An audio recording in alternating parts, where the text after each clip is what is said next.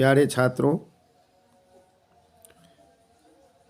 कक्षा को विस्तार करते हुए प्रतीकात्मक अंतःक्रियावाद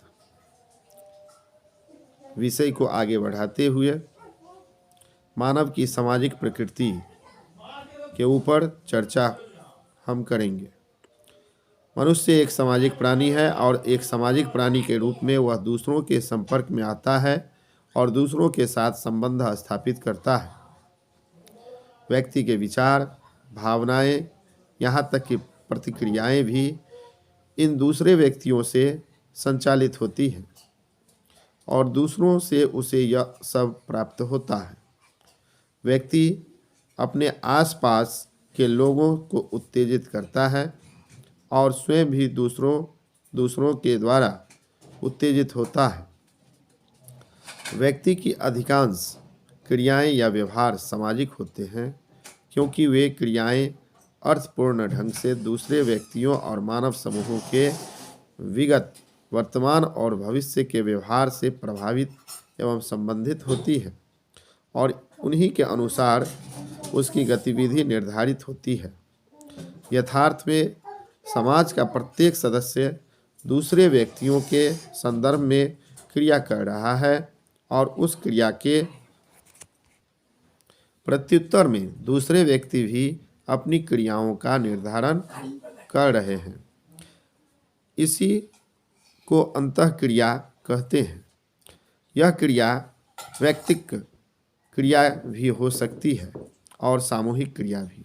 इसलिए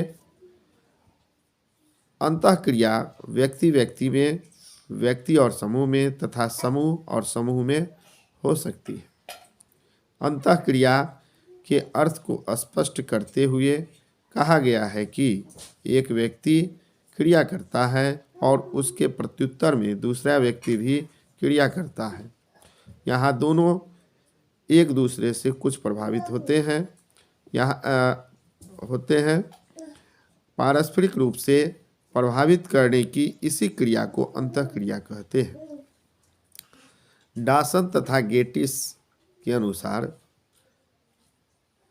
सामाजिक अंतःक्रिया एक प्रक्रिया है जिसके द्वारा मनुष्य एक दूसरे के मस्तिष्क में प्रविष्ट होते हैं। प्रोफेसर ग्रीन के अनुसार व्यक्ति और समूह अपनी समस्याओं के समाधान तथा अपने उद्देश्यों की प्राप्ति के लिए एक दूसरे पर जो पारस्परिक प्रभाव डालते हैं, उन्हीं पारस्परिक प्रभावों को सामाजिक अंतःक्रिया कहते हैं। अंतःक्रिया की परिभाषाएं। मार्विन ई ओल्सन ने अपना मत प्रस्तुत करते हुए कहा है कि प्रतीकात्मक सिद्धांत का संबंध मुख्य रूप से उन विषयगत अर्थों से है जो लोग अपने तथा दूसरों की क्रियाओं का लगाते हैं। वहीं बर्नार्ड फिलिप्स ने अपना मत प्रस्तुत करते हुए कहा है कि प्रतीकात्मक अंतःक्रियावाद एक सैद्धांतिक अभिमुखन है जो परिस्थिति, भूमिका तथा आत्मबिंब की व्यक्ति द्वारा दी गई परिभाषा पर प्रकाश डालता है। हर्बर्ट ब्लूमर ने बतलाया है कि प्रतीकात्मक अंतःक्रियावाद शब्द मनुष्यों में होने वाली विचित्र एवं विशिष्ट विशेषता वाली अंतःक्रिया से संबंधित है। अर्थात इन्होंने मनुष्यों के बीच होने वाली अंतःक्रिया को ही इसकी विषय वस्तु के रूप में स्वीकार किया है। वहीं मानिस मेल्टजर ने कहा है कि प्रतीकात्मक अंतःक्रियावाद का संबंध मानवीय व्यवहार के आंतरिक पक्ष से है। अंतःक्रिया के प्रकार। अंतःक्रिया 3 प्रकार की होती है। पहला, व्यक्ति और व्यक्ति के बीच की अंतःक्रिया। दूसरा, व्यक्ति और समूह के बीच की अंतःक्रिया। तीसरा, समूह और समूह के बीच की अंतःक्रिया। अंतःक्रिया की विशेषताएं।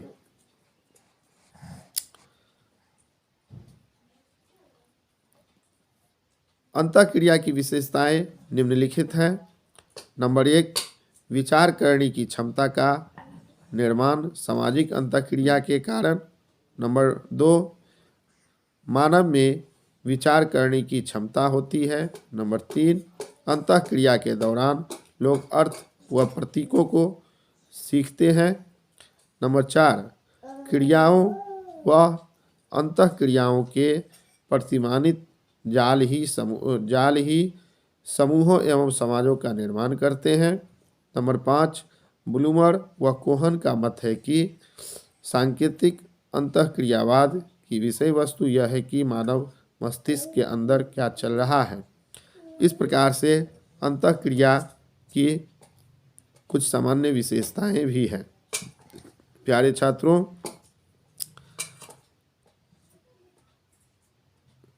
इस कक्षा में